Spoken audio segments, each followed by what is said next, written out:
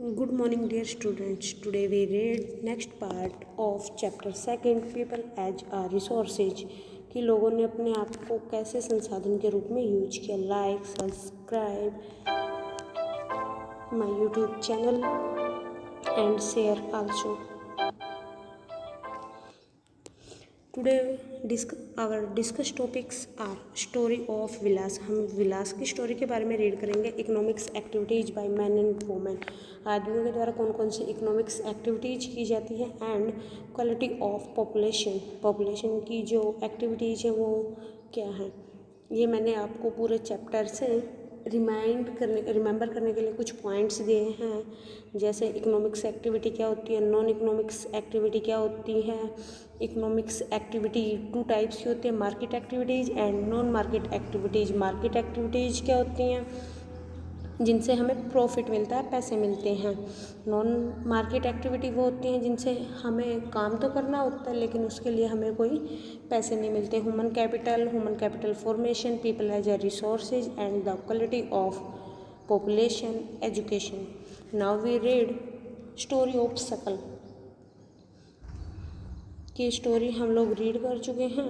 आज हम स्टोरी करेंगे विलास के बारे में. विलास एक 11 साल का लड़का है जो सकल के गांव में ही रहता है. विलास के जो पिता हैं महेश, वो एक मछुआरे मीन्स फिशरमैन जो मछली पकड़ते हैं. विलास केवल 2 साल का था जब उनके पिता की मृत्यु हो गई. उसकी माता गीता मछली बेचकर अपने परिवार का पालन पोषण करती थी. वह जमींदार के तालाब से मछलियाँ खरीदती और मंडी में ले जाकर उनको बेच देती थी. लेकिन जो मछलियों को वो बेचती थी उनसे उसको इतने पैसे नहीं मिलते थे कि वो अपना गुजारा कर सके. उसको दिन के 20 या 30 रुपये ही मिलते थे. लेकिन जो विलास को क्या हुआ, वो एक पेशेंट बन गया. आर्टिस्ट होता है गठिया बाग का एक पेशेंट बन गया. अब उसकी माँ के पास इतने पैसे तो थे नहीं कि वो उसे किसी डॉक्टर के पास दिखा पाती. अब ना तो वो स्कूल जाता था, ना ही उसका पढ़ने में कोई इंटरेस्ट था. वो अपनी माँ की खाना बनाने में मदद करता और अपने जो छोटे भाई थे, उनके भाई बहन मोहन, उनकी देखभाल करता था. कुछ समय के पश्चात उसकी माँ बीमार पड़ जाती है और उनकी देखभाल करने वाला कोई नहीं होता. उनकी फैमिली भी उनको सपोर्ट नहीं करती. विलास को फोर्स किया जाता है. विलास मजबूर होकर मछली पकड़ने और उनको गांव में बेचने का काम करने लगा. वो उसकी इनकम भी कितनी थी, उतनी ही थी जितनी उसकी माँ की थी. वो ज़्यादा पैसे नहीं कमा सकता था. अब हमने क्या किया है, आपने 2 स्टोरीज रीड की है तो उनके बीच में डिफरेंस बताना है आपको. क्या है, आपने जो 2 केस पढ़े हैं सकल और विलास के बारे में, आपने देखा कि सकल जो था वो स्कूल भी जाता था लेकिन विलास नहीं जाता था. सकल ने जो फिजिकली हेल्थ थी उसके, वो फिजिकली स्ट्रॉन्ग और हेल्दी था, लेकिन विलास एक पेशेंट था. उसके पास इतने पैसे नहीं थे कि वो डॉक्टर को दिखा सके. लेकिन सकल की जो फिजिकल हेल्थ थी वो इतनी अच्छी थी कि उसको बार बार डॉक्टर के पास जाने की आवश्यकता नहीं थी. सकल के पास कंप्यूटर डिग्री थी जो एक प्राइवेट कंपनी में काम करता था.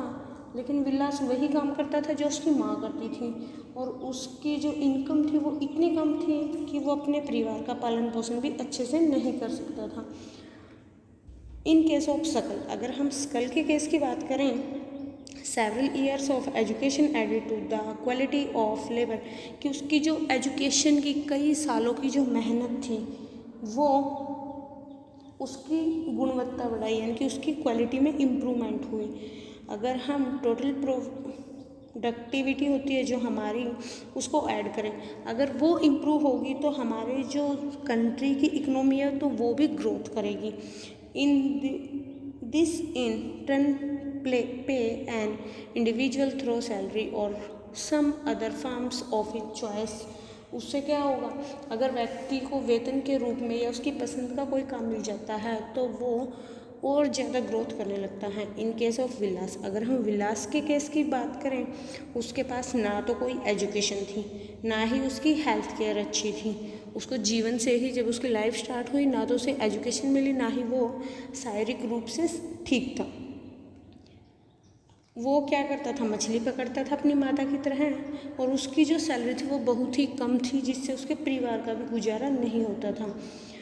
Next, investment in human resources. अगर हम इन्वेस्टमेंट की बात करें, जैसे एजुकेशन और मेडिकल केयर, अगर हम अच्छी दे वो किसी को हाई रेट में अगर रिटर्न करें, अगर हम मान लो कोई बच्चा है, उसकी जो फिजिकल और मेडिकल केयर भी अच्छी है उसकी, और एजुकेशन भी उसको स्टार्टिंग से अच्छी मिल रही है, तो फ्यूचर में क्या होगा, वो जैसे जैसे बड़ा होता जाएगा और ज़्यादा पैसे कमाता जाएगा, जो कि फ्यूचर के लिए काफ़ी हेल्पफुल होगा।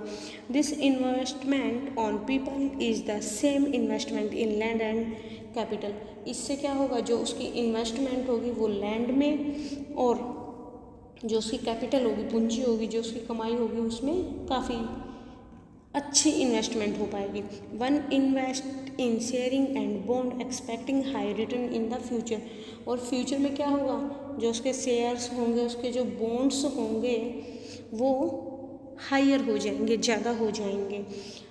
एक बच्चा जिसकी शिक्षा और हेल्थ अच्छी है, जिसे अच्छी दी गई है, जब हम फ्यूचर की बात करते हैं तो वही बच्चा हायर रिटर्न करता है। भविष्य में जब उसकी रिटर्न होती है तो वो हाई होती है। जब अगर किसी के माँ बाप पढ़े लिखे हैं, वो अपने बच्चे की शिक्षा पर अधिक पैसे खर्च करते हैं, अधिक इन्वेस्टमेंट करते हैं, तो वो ऐसा इसलिए होता है कि वो लोग शिक्षा के महत्व को जानते हैं, वो उनको उनका अच्छे से पालन पोषण करते हैं, और स्वच्छता के प्रति भी उनको सचेत रखते हैं, जागरूक रखते हैं। इसी प्रकार अगर वे अपने बच्चों को स्कूली शिक्षा और अच्छे स्वास्थ्य की आवश्यकताओं को भी ध्यान में रखेंगे, तो इस तरह से जो एक सर्कल बन जाता है वो बहुत ही अच्छा बन जाता है, कि किस तरह से एक माँ बाप अपने बच्चे की केयर करता है, उसको एजुकेशन देता है, और फ्यूचर में वो क्या बनता है। अगर हम दूसरी तरफ बात करें, इसके अपोजिट में बात करें, तो आप लोग देखते हो जिनको रहने के लिए ना तो अच्छा घर होता है, ना ही वो शारीरिक रूप से ठीक होते, ना ही उनको शिक्षा मिलती है, तो उनका जो चक्कर बनता है, उनका जो लाइफ का चक्कर बनता है वो बहुत ही बुरा बनता है, और वो बच्चे ना बहुत सारी फैसिलिटीज से वो रह जाते हैं, लैक हो जाते हैं, उनके पास कमी हो जाती है। कंट्रीज लाइक, अगर हम दूसरे कंट्रीज की बात करें, लाइक जापान की बात करें, इन्वेस्टेड इन ह्यूमन रिसोर्सेज, अगर उनके मानव संसाधन को इन्वेस्टमेंट किया जाता है, तो उनके पास कोई भी नेचुरल रिसोर्सेज नहीं है। वो लोग क्या करते हैं, वो लोग डेवलप्ड है, रिच कंट्रीज हैं, वो इंपोर्ट करते हैं नेचुरल रिसोर्सेज का दूसरे कंट्रीज से, यानी कि अपने देश में दूसरे कंट्रीज से नेचुरल रिसोर्सेज को मंगवाते हैं।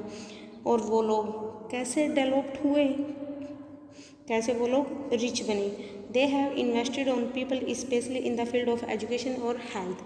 वो लोग डेवलप्ड इसलिए हुए, इसलिए रिच बने वो, क्योंकि वो लोग, वहाँ के जो लोग हैं, वो इन्वेस्टमेंट करते हैं उनके ऊपर, किस फील्ड पे, एजुकेशन और हेल्थ के फील्ड पर उनके ऊपर बहुत ज़्यादा इन्वेस्टमेंट करते हैं, और फ्यूचर में उनको अच्छे रिजल्ट मिलते हैं।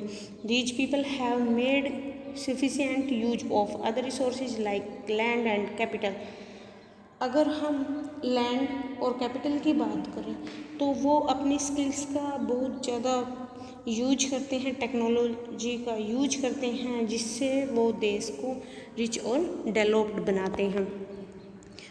नेक्स्ट हम रीड करेंगे economics activities man and women, जो आदमी के द्वारा एक्टिविटीज़ की जाती हैं इकोनॉमिक्स, यानी कि हमारी आर्थिक व्यवस्था को उठाने के लिए। People have been engaged in various activities, अलग अलग तरह की एक्टिविटीज़ करते हैं। The various activities have been classified into 3 main sectors. हमारी जो एक्टिविटीज़ होती है उसे हम 3 भागों में बांटते हैं। ये इकोनॉमिक्स एक्टिविटी की डेफिनेशन है, the activity of making, purchasing और सेलिंग गुड्स और सर्विस। किसी भी वस्तु को बनाना, खरीदना, बेचना, वो इकोनॉमिक्स एक्टिविटी कहलाता है। Economics activity a major of women have low education and skill formation. एक औरत जिसको मेजॉरिटी नहीं मिलती, यानी कि बहुमत नहीं मिलता, उसके पास एजुकेशन भी कम है और निपुणता है। Women are paid low compare to man, वो आदमी के कंपेयर में कम पैसे कमाती है। Most women work where job secure is not, बहुत सारी औरतें तो वहाँ पर काम करती हैं जहाँ पर उनकी जॉब है वो भी सिक्योर नहीं है। ऐसी विभिन्न तरह की एक्टिविटीज़ हैं इस तरह की। अगर हम एम्प्लॉयमेंट सेक्टर की बात करें तो वहाँ पर प्राइवेट सेक्टर की बात करें हम, वहाँ पर इरेगुलर और लो इनकम होती हैं। इन सेक्टर्स में जो हमारी बेसिक फैसिलिटीज़ होती है जैसे मैटरनिटी लीव जो होती है, हमारी चाइल्ड केयर होती है, अदर सोशल सिक्योरिटी सिस्टम होता है, वो सभी वहाँ पर उनकी कमी होती है। वोमेन विद हायर, अगर औरत को ज़्यादा पढ़ा लिखा बनाया जाए, उसके पास अगर मोर स्किल फॉर्मेशन होंगी तो वो आदमी से या आदमी के बराबर या आदमी से ज़्यादा पैसे कमा सकती हैं। लाइक विलास और सकल की बात करें, अगर हम विकास और सकल की बात करें तो उन लोगों ने विभिन्न तरह के क्रियाकलाप किए हैं, बहुत सारी एक्टिविटीज़ की हैं। जैसे हमने देखा कि विलास मछली पकड़ता था और सकल एक प्राइवेट कंपनी में काम करता था। जो हमारी एक्टिविटीज़ होती हैं वो 3 तरह की होती हैं, मैंने अभी आपको बताया था।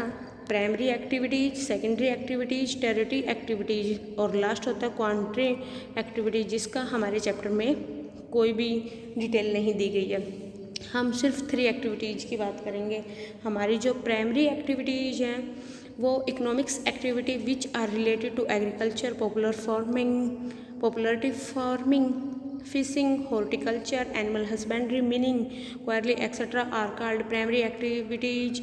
Natural resources are just extract in primary activities.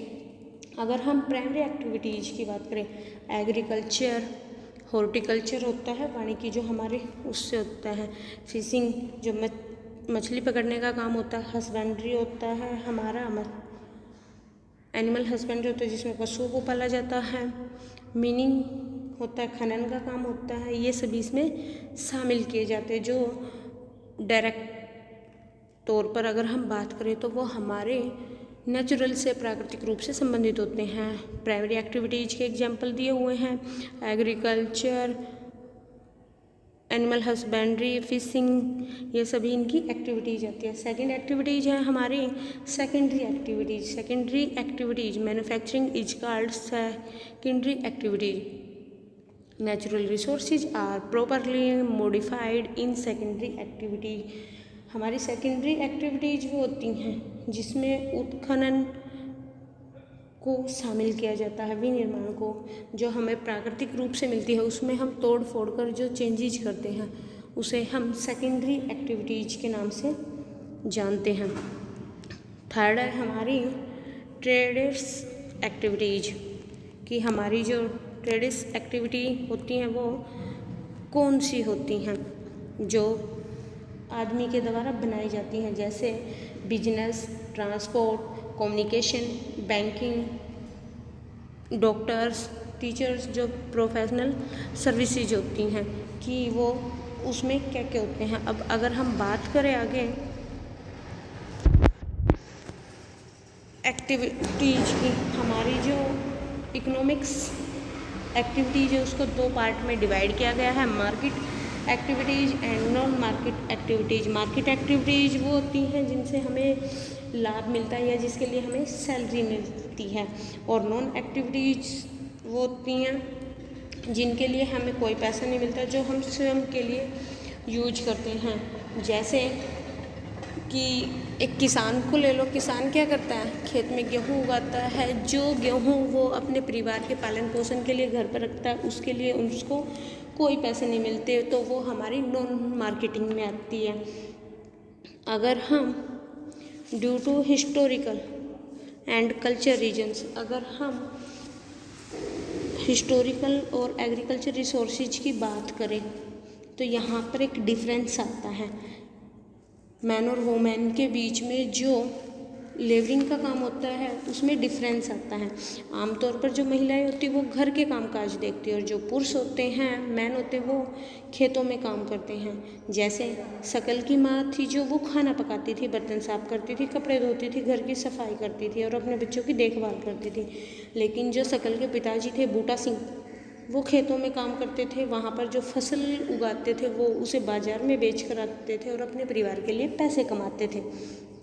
Sheila अपने परिवार के पालन पोषण के लिए जो सेवाएं प्रदान करती थी उसे उनके लिए कोई भी पैसे नहीं दिए जाते थे, लेकिन बूटा सिंह जो धन कमाता था वह अपने परिवार के पालन पोषण पर खर्च करता था। यानी कि इसने बताया कि जैसे आप लोग अपने ही परिवार की बात लीजिए, आपके पापा हैं वो पैसे कमा कर लाते हैं तो वो आप लोगों के ऊपर खर्च करते हैं आप लोगों के पालन पोषण में, लेकिन जो आपकी मम्मी है वो आप लोगों के लिए काम करती है, उसके लिए उसको कोई भी तनख्वाह नहीं दी जाती। परिवार के लिए दी गई सेवाओं के बदले महिलाओं को कोई भी भुगतान नहीं देना पड़ता।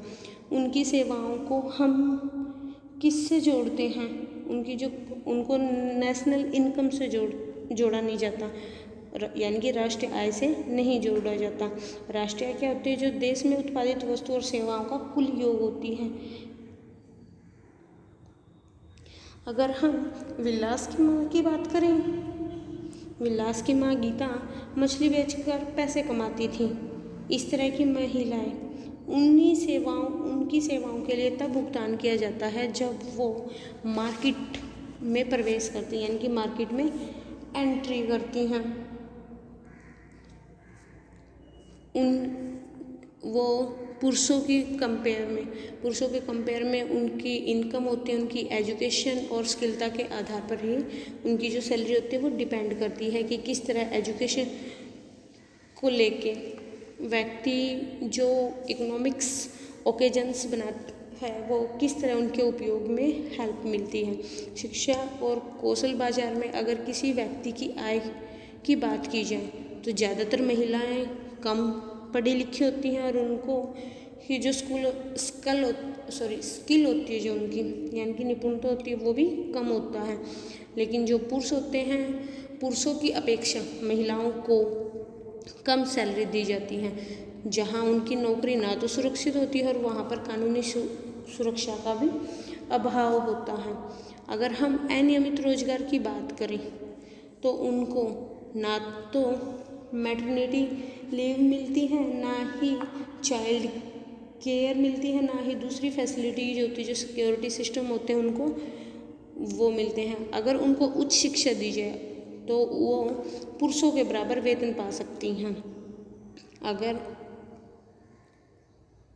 कुछ महिलाएं क्या करती है, प्रशासनिक यानी कि एडमिनिस्ट्रेशन और जो अन्य सेवाओं में प्रवेश करती हैं उनमें they need high level of scientific and technology compassion, यानी कि उनको वैज्ञानिक और प्रौद्योगिक सेवाओं के लिए उच्च स्तर की आवश्यकता पड़ती है। Ask your sister and your classmate, आपको अपनी बहन या जो आपका क्लासमेट है उससे पूछना है क्या what she would like to take up as a career, कि वो क्या बनना चाहते हैं। आज के लिए इतना ही। Thank you, have a nice day.